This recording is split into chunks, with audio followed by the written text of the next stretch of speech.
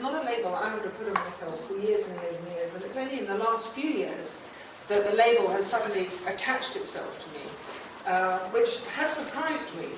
And I looked it up on the internet today. So what is an entrepreneur? And it's said in the dictionary, a person who organises and manages any enterprise, especially a business, doesn't have to be a business, and usually with considerable initiative and risk. Well, I do organise and I do manage enterprises.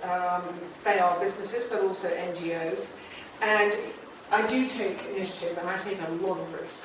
So I guess I am one.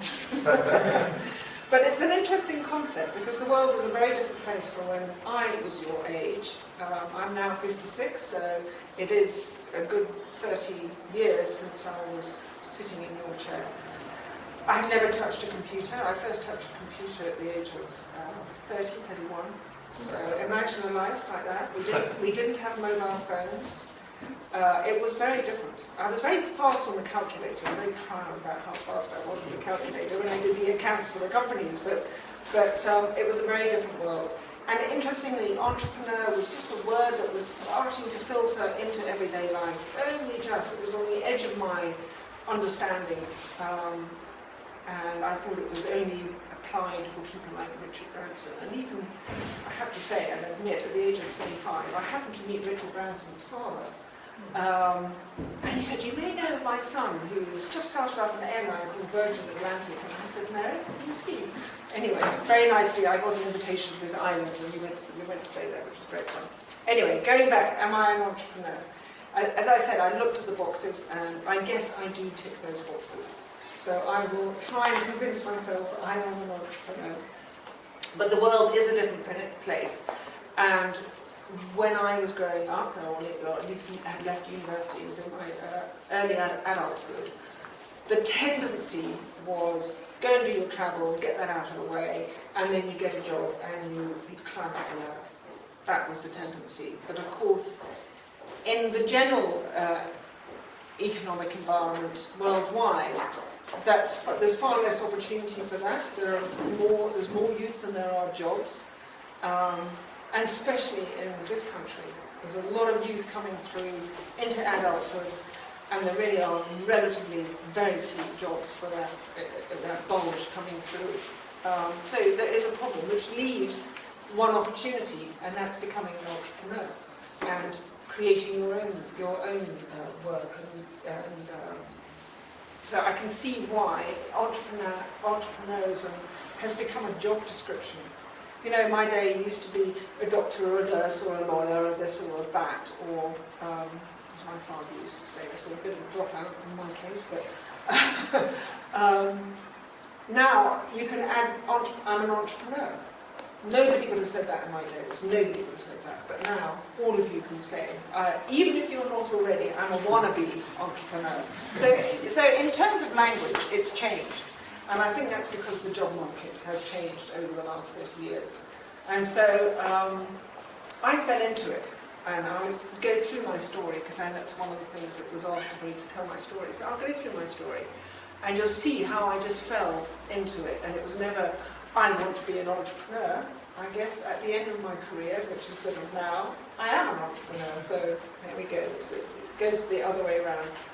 So my story. I was actually brought up overseas. My father worked in an oil company, and we moved. I mean, I lived in Libya, in Beirut, in Sudan, in Nigeria, in various places in Europe, and we moved a lot as children, which meant that I was exposed to adventure, change, flexibility as a child.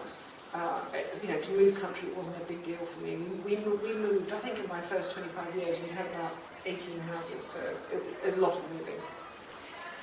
So because of that lifestyle, I had to go to school in England, at boarding school, and then there was just straight on to university. There wasn't a question. My father just said, you go to university. But I didn't have a professional career in my university degree, so I read zoology, in fact. And so I left university just thinking, oh my goodness me, that's a big wide world out there, and what am I going to do? And everybody kept saying to me that dreadful phrase, the world is your oyster. And if you've got too much choice, it makes it really hard, because everything's supposed to be there for you when you're young, and it's really hard to then make a choice. So I will go into how do you make that choice later on. So I decided, slightly bizarrely, that I was going to go to California and set up a company which was going to be a butler service. And it's because I'd read an article saying that the Californians just loved the English butler service. And so I thought, fine, I can do that. So I thought I need to save some money, so I went into a restaurant and asked for a job as a waitress, got the job, and I stayed in the restaurant industry for 4 years. And this is my career. I fell into it. I hadn't planned to be in the restaurant industry, and as I said, I was in it for 4 years. I very quickly became a restaurant manager, and I moved within 2 different groups and set up new restaurants. Didn't own them, but I got a lot of experience of managing teams, accounts, concepts. And above all, I just loved the hospitality industry. I loved service. And Robin and I actually just, this last New Year period, went to Mozambique with a group of 30 people, a big group, and we were self-catering. And that's quite a lot of organisation. I very quickly became the master of logistics. I bought the food and helped the chef cook and then planned the picnics and this and that and the other. And it's just what I love to do. I love the service industry. I love hospitality. So by trying out restaurants, I fell into the job. I tried it out, and I quickly learned one of my passions. I then decided that actually the trouble about running restaurants is that you go to the same building day in, day out, often working nights and very long hours. And I decided I didn't want to be doing that forever. And so I just split one day, left my job, got onto a train to Scotland to go walking. And within 2 days, I fell into the film industry. There was a very big film going on, production going on in Scotland called The Highlander. Probably way too long ago for you guys to even have heard of it. It was Sean Connery, that old man, you know him? And I fell into the film industry. And again, for the next 4 years, I was location manager in the film industry. Nothing I had planned, nothing I had looked for, I just fell into it. I met a man in a pub, what can I say? And interestingly, in those days, it was highly unionised. So I wasn't able to do a lot of the jobs. So I applied for the union, and I failed, and then I failed again, and then it was very, very close union. And finally, my union card came through on my 4th year. And my reaction told me everything. I opened the envelope and my heart sank. Now, you would think, you should have been going, yay, I finally got my union card after all this time. But I didn't, because at the end of the day, I didn't have passion for the industry. And it was such a moment. And I'm going to just put in little points through that. Know your heart, know your instincts, follow your instincts. Because when you have those moments, I could have just quickly ignored it and said, great, now I've got my union card. But I didn't. I thought, oh, I wasn't expecting that reaction. Why did I react like that? And I thought about it, and I suddenly realised, because I don't have passion for this industry. I love what I do in it, and that was logistics and making things happen. But I didn't actually have passion for the industry itself. I love watching films. Still didn't have passion for the industry. But that moment of truth came when I took that card out of the envelope and I reacted.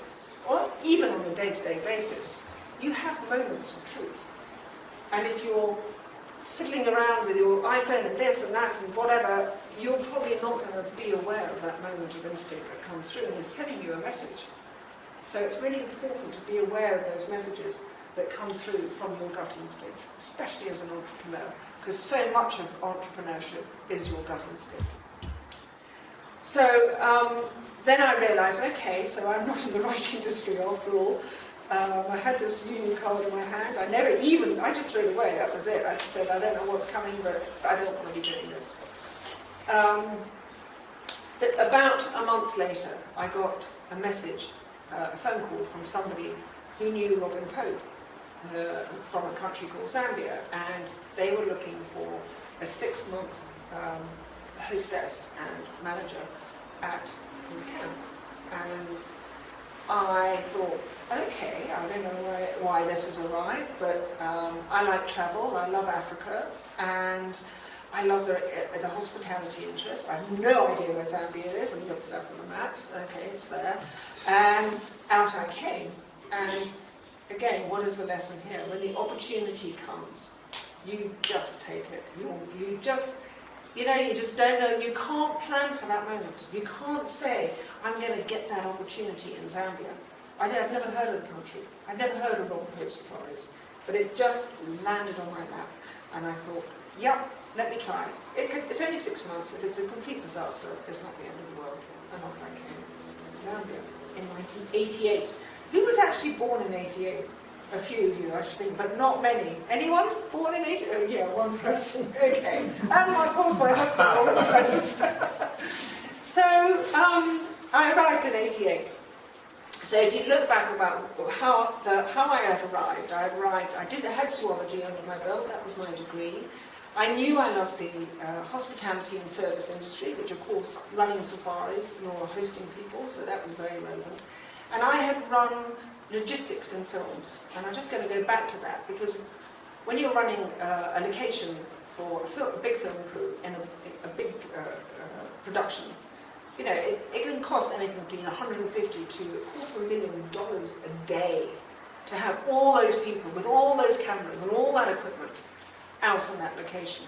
And it's down to you to make sure that you've got the key to open the gate for them to get through, or the water that they need for some scene is going to happen, and the hose pipe can be turned on, or whatever it is.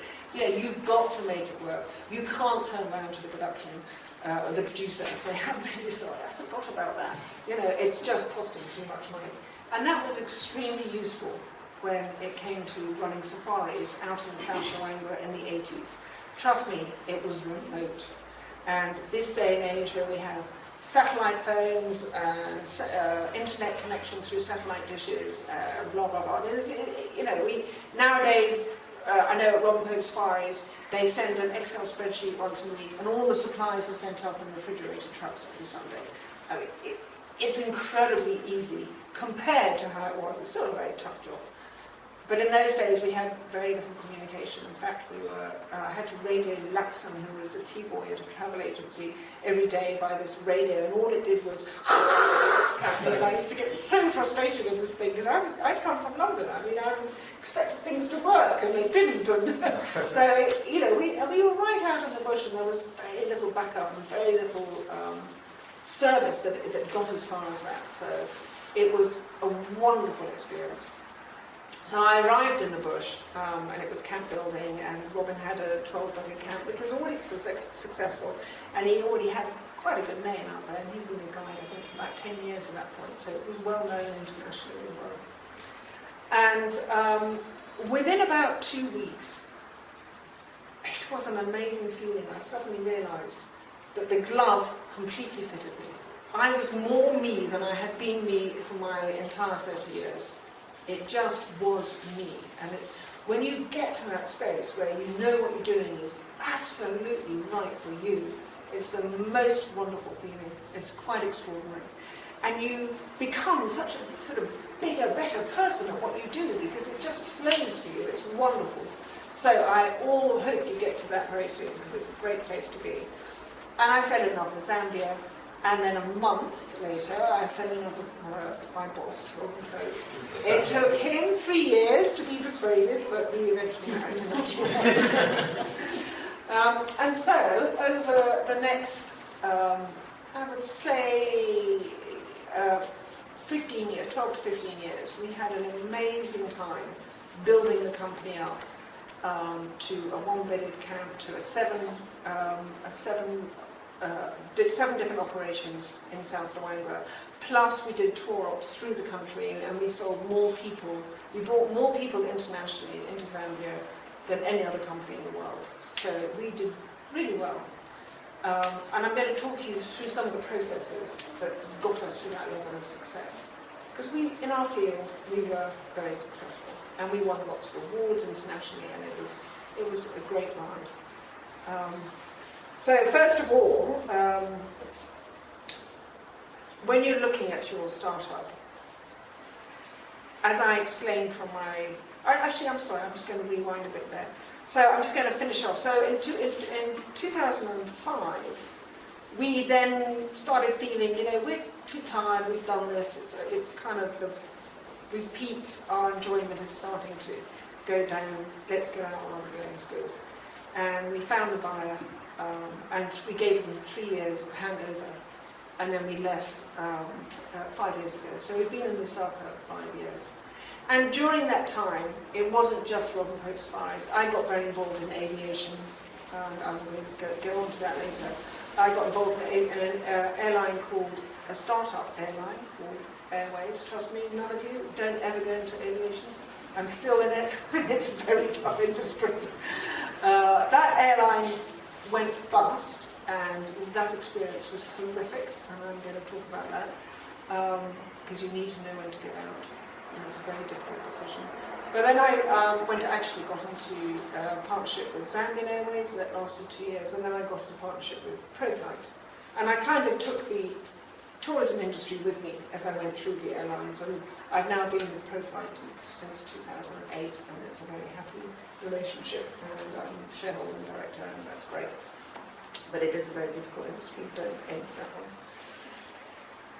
So that's where I am now. Oh yes, of course, sorry, and a year ago I invested in Mojo New Media. How could I have forgotten that? And this last year has been another roller coaster ride. So that gives you an overall of my story. So if you're looking to start up, and I've already given you hints of a lot of this already, finding your own path. It's absolutely pointless starting up a company that doesn't float your boat, that doesn't make you feel full of passion, that doesn't make you want to get up every morning and do it again. Because if you do, it'll fail. Because it's an enormous amount of hard work and stress and tears and everything that goes with it.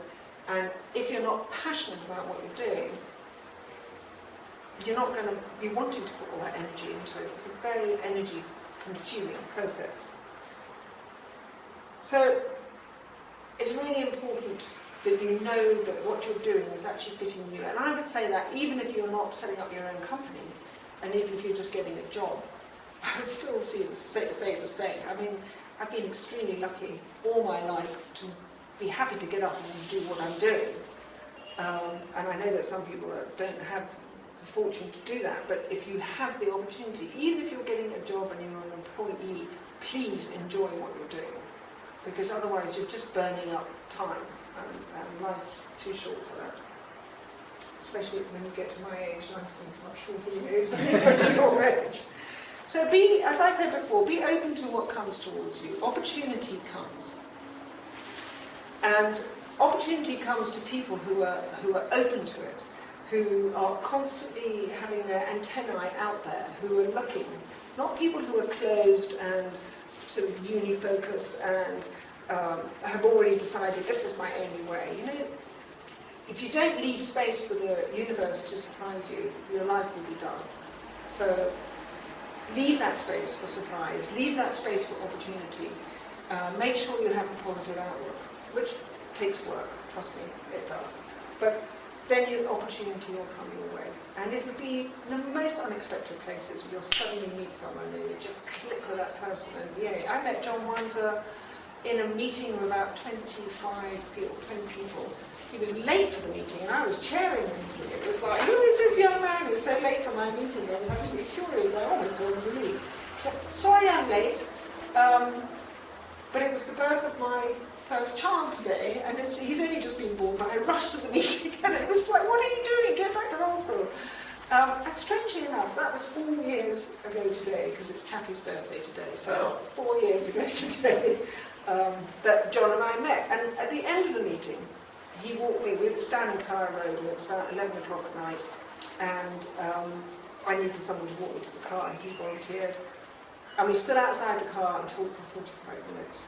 And we just couldn't stop talking. It was fantastic, you know, blah, blah, blah, blah. And that happened. And 4 years later, we're business partners, and we're great friends. And it's really important. I could have just walked away from that meeting, but you don't stand in the car park in Kara Road at 11 o'clock at night for 45 minutes when you want to get home and think that is not an opportunity. of course that's an opportunity. You've clicked with someone. There's been a spark. You make that spark into something and worth something. So, finding your own path, be open to what comes your way. And when the opportunity comes, be brave. Because you can stand at the edge of the cliff and it may really feel like you're about to jump off the edge of a cliff. But there's a great opportunity and your gut's telling you, and I'll tell you again, your gut, don't listen to your head. Your head will persuade you all sorts of things, but your gut is saying, go girl, do it. I don't know what men say, I guess go boy, do it. Make that jump. What's the worst that's going to happen? Really, what is the worst that's going to happen? You fail. And every entrepreneur has to have failures under their belt. They really do. You know, you can start out, fail, it's terribly damaging to your pride, etc., but you can start up again. So if you don't take those risks and take those, take the big jump, be brave, you won't end up being a successful entrepreneur. So what are you going to do? And again, in my day, we didn't sit around saying, well, what am I going to do? Because we kind of fell into things, well, I certainly fell into things. And Richard Branson, I think you know who, you know, if anybody was a serial entrepreneur, that'll be the one, with 450 companies or whatever it is now. He was here in Zambia, I don't know if you were aware of that, in the beginning of December.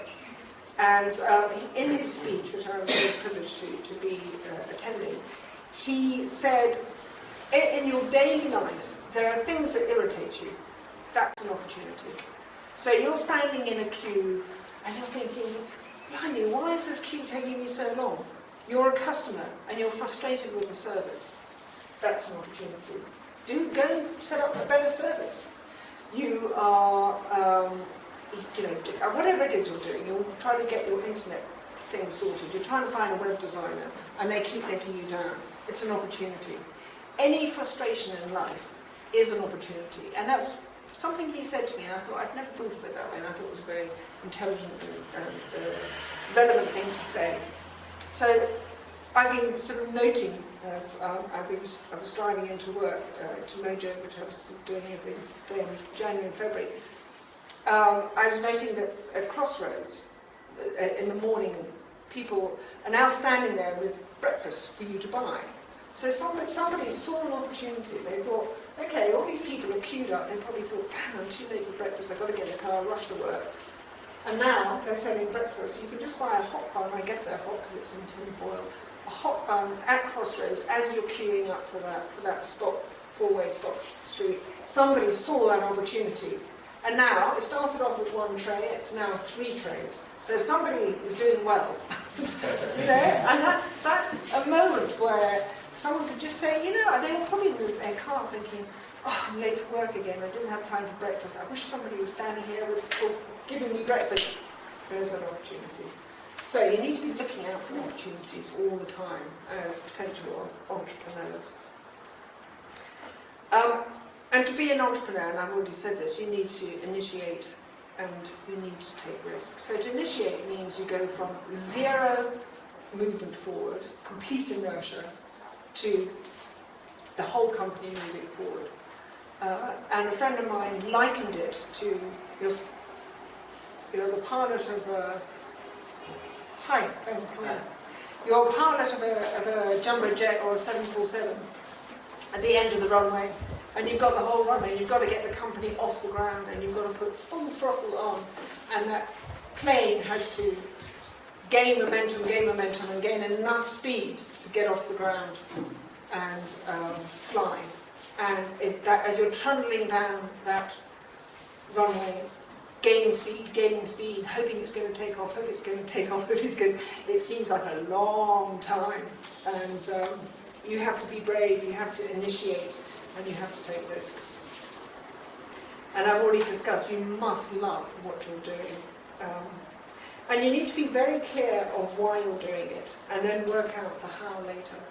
So, this is something that John and I have been discussing recently, and it's so important that at the core of your company is the why, and then the how, and then the what, and then the how. If you work from the outside inwards, so you're you're trying to sell your product, and then the message later is why you've done this. It generally doesn't work. I'm not explaining this very well. If, however, you absolutely know why you're doing what you're doing, the rest tends to follow. So I can put it into context with Robin Pope's Spies. Robin and I we weren't there to run hospitality in the bush. What we were there doing is inviting people from all over the world to come and share the experience that we felt was the most magical experience in the world.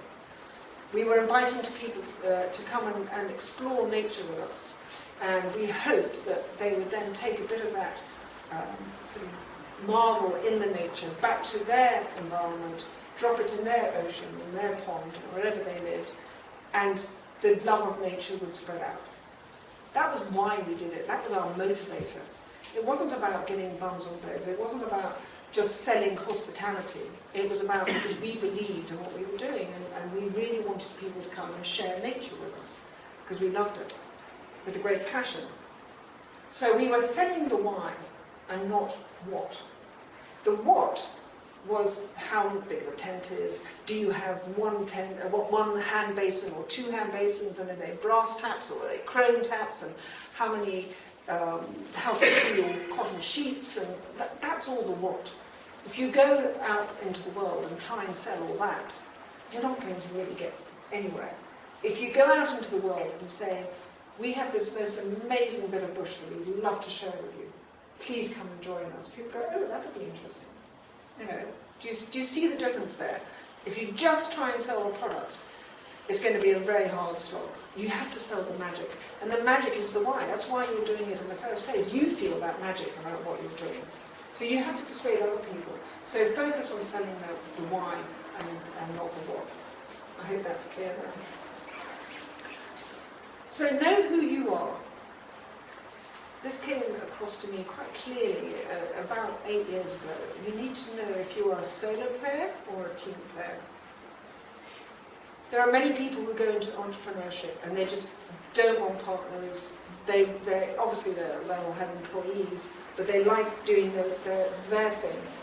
And in fact, you don't even have to have employees. They know exactly what they want to do, and they are a solo worker. There are other people who like to set up businesses, and they like to be with partners. They like to share ideas They like to share ideas and exchange, and have other people to bounce off, and have people within their ownership team, not just management team, but within the ownership team, who have different skills to bring to the party. I'm a team player, I'm not a solo player, and it would be crazy of me to not recognise this and think I would want to go and set up a business all by myself, because it just doesn't appeal to me. I like working with partners.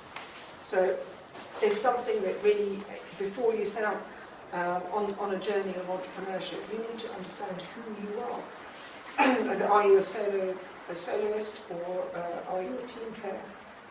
And are you a creative, and are you an administrator? Are you what are your skills? Where are the sort of the core of you? Where does it come from?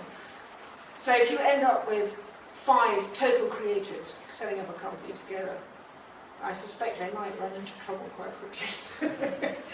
You need other skills. You need administration skills. You need people who understand facts and figures. And yes, you can bring that in at a management level, but I would suggest you find it also at the ownership level if you're going to bring a team together. And you need to keep your mind open.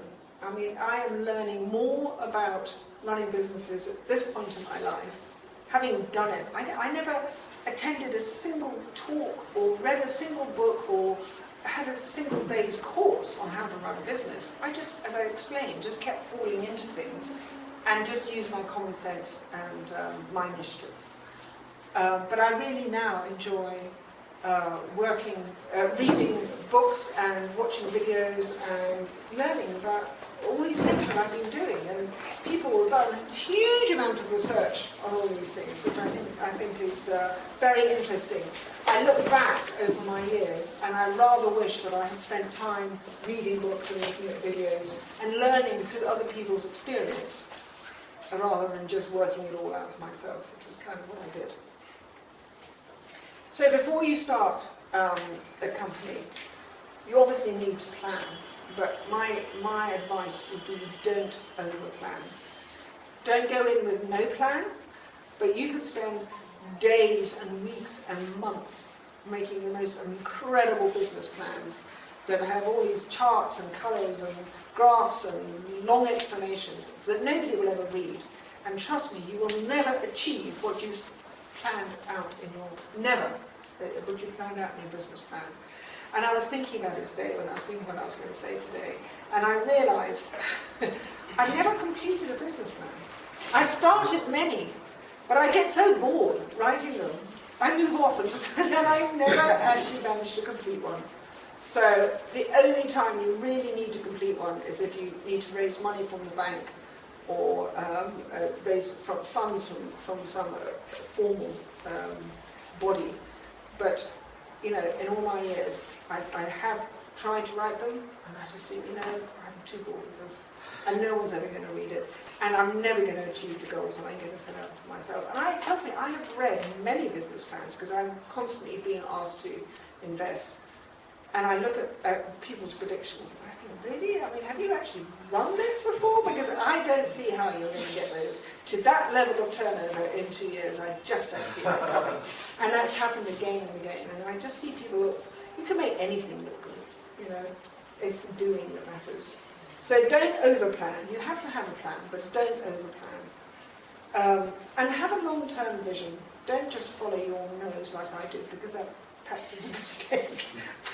But you know where you're going to, and you can change your direction at any point, that's fine, but at least head in a direction, because the decisions you make today will be influenced by the direction you want to go in. So if you have a 5-year goal, and even if that's not where you end up, you plan to go there and you end up there, it doesn't matter, but at least today, the direction, the decisions you're making are taking you in a direction. You might get to a crossroads and say, you know what, this is a mistake, we actually need to go over there. But then there's decisions that you take today will be influencing your direction. If you don't have any direction, on Monday you'll make a decision that would have headed you in that direction. On Tuesday it'll be there. On Wednesday it'll be there. It'll be all over the place, and you're wasting a lot of time and energy and possibly money because your direction is flip-flopping around. So try and have a direction when you start. And when you've decided what your product's going to be, make sure you have a good look at your competition, the competition that's in place, competition that may not yet be in place, but you know is coming up, and define your differentiator, which was a great word that I only learned in 2008. But I love it, a differentiator. What makes you different? And you need to emphasize that. Because to me, you could all have exactly the same skills. But then you decide, well, actually, I can see that if we all go into competition together, I'm not going to win. So let me work out what it is about me that's different from you, and focus on that differentiator. So as a company, again, I'll take you back to Rob and Hope Safaris. What did we do that was different from everybody else? Everybody did walking safaris, but they did walking safaris from a set lodge. So they'd go out, they'd walk out and come back. We had a 5-day mobile down a river, and that was a differentiator. Nobody else ran mobile walking safaris. That was a differentiator. So even though it wasn't our highest selling product, it was something we really focused on in our marketing, because it differentiated us from everybody else. It set us apart from the crowd, so we were noticed. So find out what your differentiators are, and focus on marketing those and building up on those differentiators. It's actually very tempting, because we are naturally sheep. We think we're Homo sapiens, but we're not, we're sheep by nature. So it's very tempting to just follow what success you see that somebody else has achieved.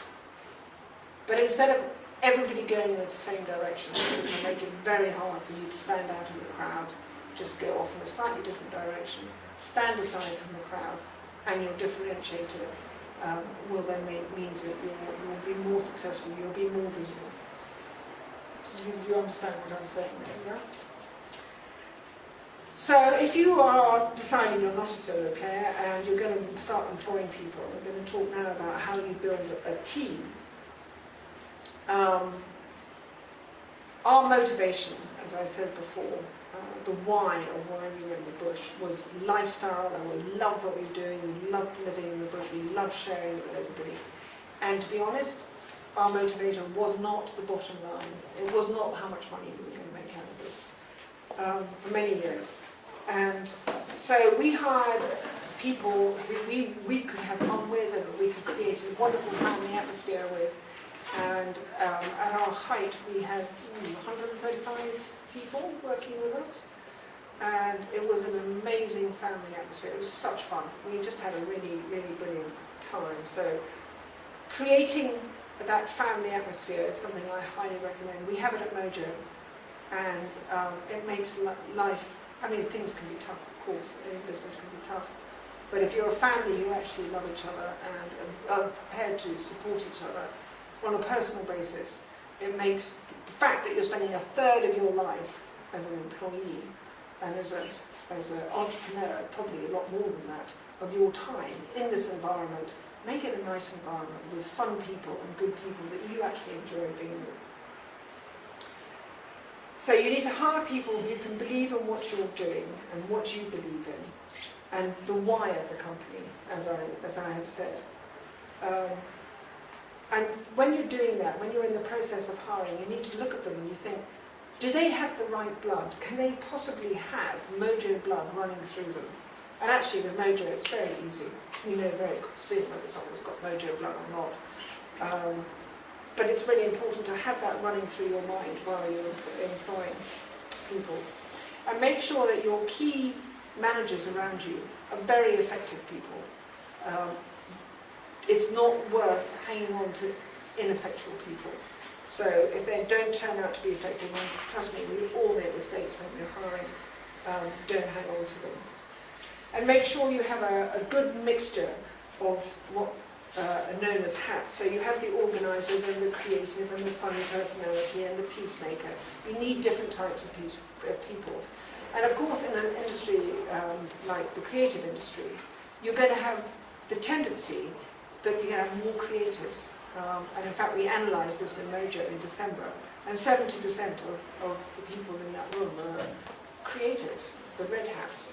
And there was only two of us with the blue hat, which was the administrator and the numerical types. And you need to make sure that you try and get a bit more of a balance. But of course, as I say, it's a creative industry, so we need creatives. But when you're meeting people, when you're interviewing people, pay attention to instincts. And I'm going to go back to this gut instinct again. You know how it is, somebody walks into the room and you just think, well, she looks cool. Or somebody walks in the room and you feel no energy off them at all. Pay attention to your instincts, because you're going to have to work with them day in, day out. And if you don't automatically get some sort of vibe off somebody, trust me, 6 months later, you're still not going to get that vibe. So trust your gut instincts. And there's always a decision in a company as you're expanding and building a team, is do you employ ahead of the curve or behind the curve? And what I mean by that is, do you wait until your team is stretched to the limit and then bring somebody on, which is employing behind the curve of requirement? Or do you say, I can see that in 2 months' time, this team is going to be incredibly hard pushed. I'm going to employ somebody now. So that in 2 months' time, when things are really tough and we've got all this new business coming in, we're going to have the right team in place for the business that I know is coming. So that's employing ahead of the curve. So community building, and this is really important in any industry, in any company, and in fact even in your lives, as personal lives. Every touch point that you make within a company is part of your community. So that's the person who delivers the newspaper, or the pizza man, because you're in crisis management meetings and your pizzas are being delivered, and the man who consistently comes and delivers your pizza. It's the accountant at the big company that you need to be badgered to get the checks out of. It's every single person that is touching that company. That's a touch point. And every single time there is a touch point with your company, you need to be consistent in how you communicate and what you feel about your level of communication. So somebody owes you money. You need to be as nice to them as the person when you go and pitch and you want a job off them. Okay? When you owe somebody money and you're trying to avoid them, don't avoid them, phone them up. I'm really sorry, we just don't have the cash flow right now. We will communicate with you very, very soon. We're getting your money in.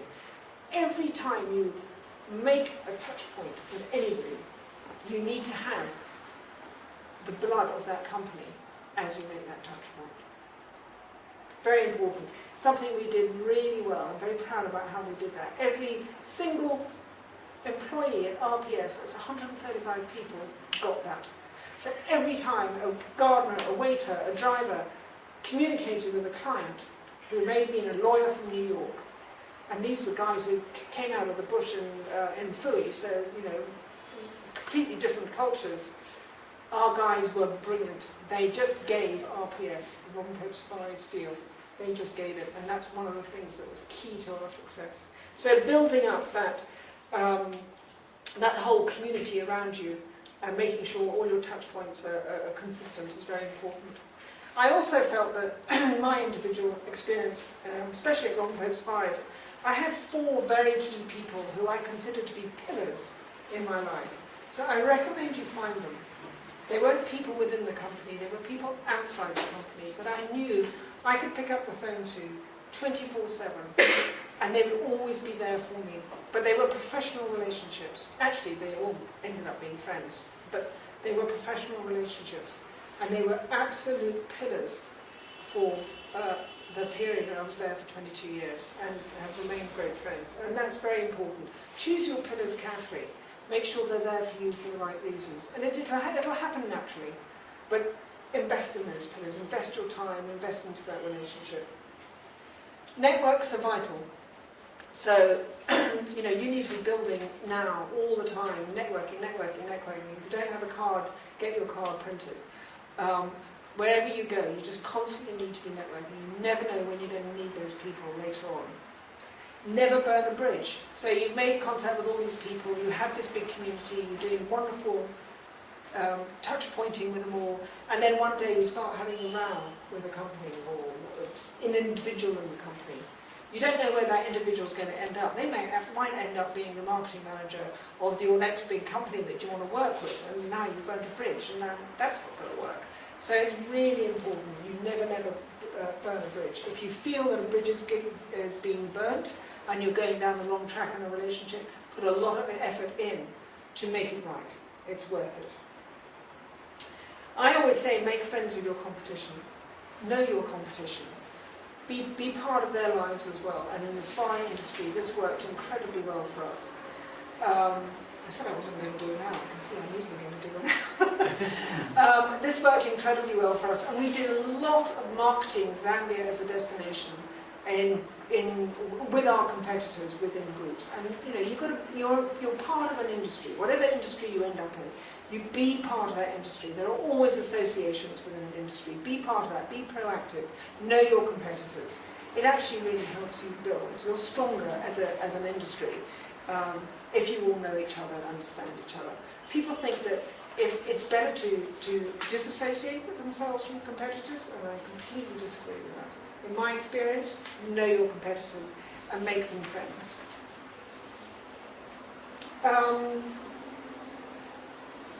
I've got a little bit, I'll rush through this bit. Marketing and branding. Understand the difference between a brand and marketing.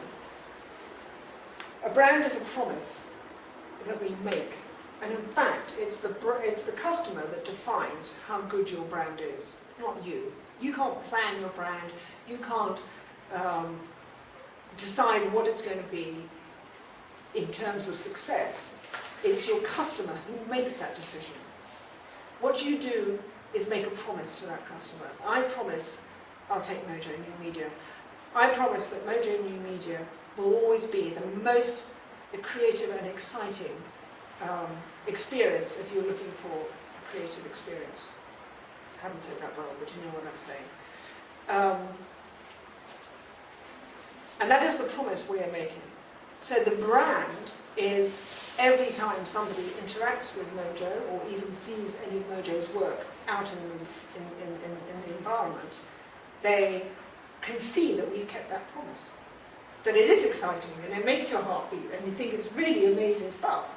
That is the brand working. It's you, the customer, who's deciding whether the brand works or not, or whether it's a good brand or whether it's a strong brand. If Mojo then does a billboard which is absolutely rubbish, you then say, well, that doesn't work. You've let me down. You made a promise to me that you were going to always be extraordinary and ultra creative, and now you're producing this. That doesn't work for you. So you're then letting the brand down, and you're breaking that promise. Robin Pope Safaris. We always said that we would give people the most sort of friendly, intimate interaction on their holiday. If we ended up having a relationship which was bad and went sour, and trust me, some of them really could have done with the clients because they were not easy people all the time, some of them were very difficult, you would be breaking your promise as your brand if you weren't giving them the best every single time. But marketing is going out and telling people what you do and why you do it. Every decision you make today is going to affect your 5-year goal. And if your goal is to sell in 5 years, then it's important you do that. Robin and I, with Robin Pope Safaris, we were just having a wonderful life and moving forward, and suddenly we decided, hang on a second, we're tired and we're not enjoying this so much anymore, it's time to sell. And we looked at the company, and it wasn't in a good state for sale, because we hadn't been focusing on the bottom line. We hadn't been ensuring that it was as profitable as it possibly could be, because that wasn't our motivation. Our motivation was to have a wonderful life in the bush with a bunch of wonderful people who came to see us. That was our motivation. And we had succeeded in fulfilling our motivation. We had a wonderful time. But then we went, oh dear, we've got to get this company ready for a sale. So we then had to start focusing on the bottom line and getting it as profitable as we could before we put it out for sale. So have that in mind. Have the sale, and we spent a lot of time chasing the top line and not chasing the bottom line. And we could have sold for more if we had spent more time chasing the bottom line, but then it wouldn't really have suited us because we were there because we loved the life. So know when to quit. So I'll just briefly talk to you about my aviation experience with airways, which was such a horror. And actually put me into post-traumatic stress syndrome for many years. So, I mean, it really is a big deal. When it goes wrong, and if you don't handle it correctly, it can really affect your life badly. So, we had Airwaves. It was the fastest growing airline in the country. We started in 1999, and there were 4 of us by about 2000. And we were pretty much focused on tourism, but we were growing at about 30% a year. I wasn't the MD, I was up at Mfui. We had an MD, and he resigned in 2005, in early 2005. And I said to the other shareholders, well, I'm the only one left in this country, because the other 2 lived outside the country. I can't run an airline, and they persuaded me that I could. But I was also, working with Robin and running a big company up in the bush, so, quite a big ask. Anyway, I said, okay, I got persuaded. Pride, everybody. My pride, I was so chuffed that everyone thought I could run an airline. I thought, okay, I can do it. I then got into that very dangerous mode of, if you just think that you can do it, you will be able to do it. So, I don't know if you've heard this, just imagine it, just focus on the thing that will happen. Well, it doesn't work like that. You actually need to know what you're doing, it turns out. Anyway, I got a good management team around me, and we kind of survived, and we had a couple of serious incidences with plane technicals, and there was, the bill was just enormous. And when the big plane went down south, they looked at it, this is going to cost X to fix this, and I should have pulled the plug, and I didn't. I waited for another 5 months, and by the time by the time I pulled the plug, I was like a rabbit in the headlights. I could barely breathe. I had living on adrenaline. I had it constantly flowing through me. I couldn't sleep. Poor old Robin had a miserable time. I got addicted to Sudokus. It was the only way I could keep my mind still and not think about the fear. And that's how it felt. And it really was very, very traumatic. It was a huge amount of money, and it was a very scary place to be. And I actually looked around in Lusaka. Who can help me? And I didn't even know who to ask. So there's an opportunity. I didn't know who to ask. How do you wind down a company? We all talk about winding them up. We don't talk about how to quit, how to wind it down, how to recognise that this is going to fail. And it was a very, very tricky experience that took me about 5 years to recover from a psychological point of view. I can now declare myself, I think, fully recovered 10 years old, but just. So know when to quit, you know. There's a huge amount of pride in all this, and I think you want to see your nodding here. There is pride in this, and you know, pride often screams the correct decision, and you shouldn't let it. But it is very difficult after you've put so much work and energy, and you know, it appears to be successful, and something happens and your company crashes. Pull the plug faster than you think you should. Or at least find out, know when to pull the plug. I froze in fear, and I lost a lot of money in that process. So, on that happy note, I think I've pretty much come to the end of my notes.